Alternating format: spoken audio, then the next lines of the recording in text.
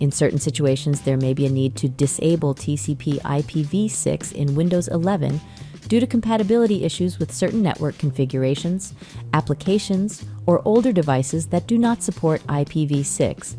Disabling TCP IPv6 can help resolve connectivity issues and ensure smooth operation in such cases. In this concise tutorial, we'll explore the straightforward steps to disable TCP IPv6 on your Windows 11 system, empowering you to resolve compatibility issues or address specific networking needs effectively. But before we proceed, don't forget to hit that like button and ring the notification bell to stay updated with our latest tech tutorials and troubleshooting guides. To disable the IPv6 protocol on Windows 11, use these steps. Right-click the Start button, then click on Settings. Click on Network and Internet. Click the Advanced Network Settings option. Under the Related Settings section, click the More Network Adapter Options setting.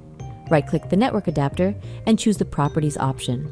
Clear the Internet Protocol version 6, TCP/IPv6 option. Click the OK button. Once you complete the steps, the IPv6 protocol will no longer be available on the system. Thank you for watching our tutorial. We hope you found the information and instructions helpful in resolving your networking concerns.